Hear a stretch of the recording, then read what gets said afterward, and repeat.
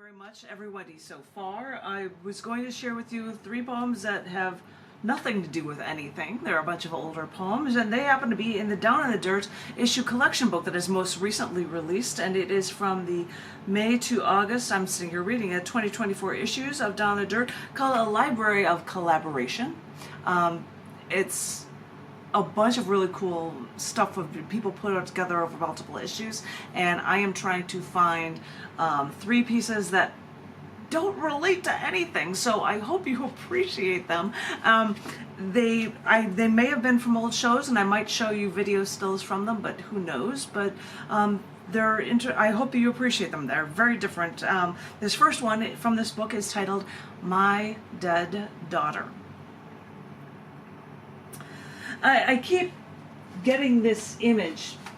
Look at this. I keep getting this image in my head of a little girl, and she has long, straight, dark hair, and she's quiet, and she comes to me and she asks me questions, and I'm working, so I turn around to answer her, and she sounds so intelligent, and I treat her that way, and I answer her like an adult, and then I wonder if I'm not spending enough time with her.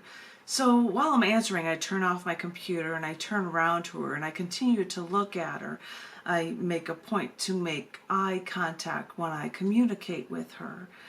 And I get up and we walk over to the library as I finish answering her question. As we get to the library, I ask her, is there anything else she wants to know?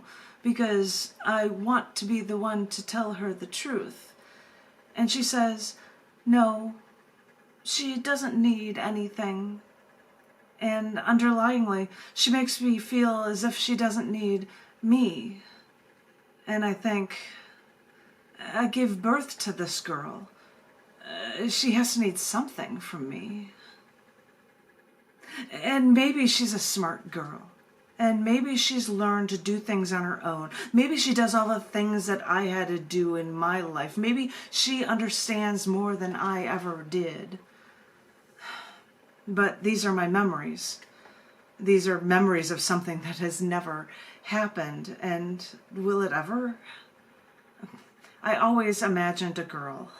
Maybe that's the maternal side of me, being a mom and knowing women. But I never knew who the father was, and I never got her name whenever I would have these memories. Maybe she never had one.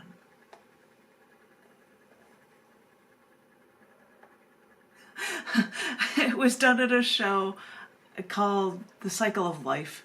Back when I would do it, I'm so old school, I'm going to have old monitors and computer stuff and art going on at the same time at one art show for it. And no, I don't have a child, so it doesn't relate to, but this is a story.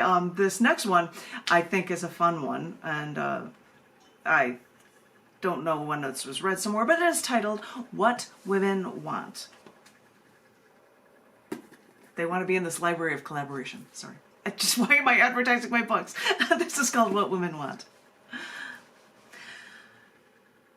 Do you want to know the secret to understanding what women want? Because I can tell it to you. It's simple, really. All women want is for their lover to know what they need without them having to ask and without them having to tell. Oh, and yes, for you to do it too. I guess that's the other part of it. They want me to know we want others to know what to us seems obvious. But you can't do what we want. Even when they tell it to you, they need, point blank, and there's no guessing game. Which, is when they tell you, you've already lost half the battle, but the least you could do is make it up in the second half.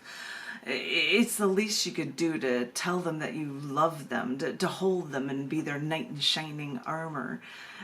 You know that they know that you're not riding up to them on a white horse coming to sweep them off their feet and ride them off into the sunset, but throw them this bone every once in a while. Give them the scraps from your plate on the table, just a little something.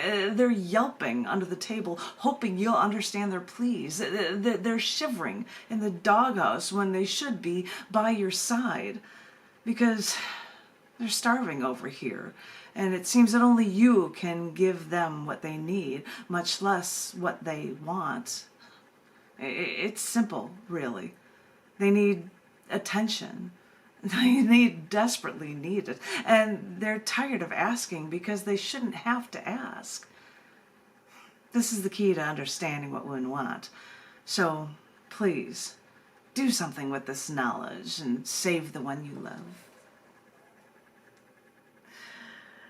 I read that at a thing called Urban Nation, a thing in Chicago that I read at Red Lion once, and it was just really bad video footage, and that's all I've got from it. You know, not really easy to come by, but there you have it.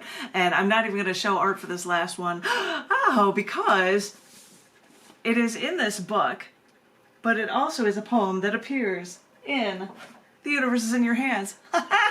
And, oh my gosh, I told Richard that I'd been in Boston for one day. This is about Boston. I'm going to read to you your Boston piece just because, and how funny that you asked if I knew about it before, and well, now you're going to see the extent of what I know about Boston, because I've got this short little piece that's in here that is about, well, it's not really about Boston, but it mentions Boston, and it's also in a Library of Collaboration, and it is titled One Day in a City Like This. When we were traveling through Boston, we stopped at the now TV famous Cheers bar to take our picture in front of that front door, you know, so people would know that we were there. We were soaking wet since it had been raining, but we didn't care. It was our only day in Boston. But still, we followed all the painted red lines on the streets for historical landmarks, even stood in the torture devices on the sidewalks, took pictures everywhere, because, as I said, you need a record to prove you were there. Eventually, we drove to Harvard campus, took pictures of ourselves looking intelligent, looking upward, hands under our chins, poised in thought, looking as tacky as possible. But when you travel across the country to see your best friend, and you only have one day in a city like this, then you stomp through the puddles from visiting one unforgettable sight to the next. And most importantly, you laugh, a deep down in your belly laugh, the same way you did for all of those years with your best friend, elatedly, joyfully, as if you were never apart. Little thing about one day in Boston. So I guess now you know what my one day in Boston was like. Doing tourist things, and I didn't go by Fenway Park, but my husband did when there were celebrations going on. Anywho, that was my otherwise ending thing. We are getting close on the time running out, but we say we'll all do one poem, which means I'll close with one poem as well. So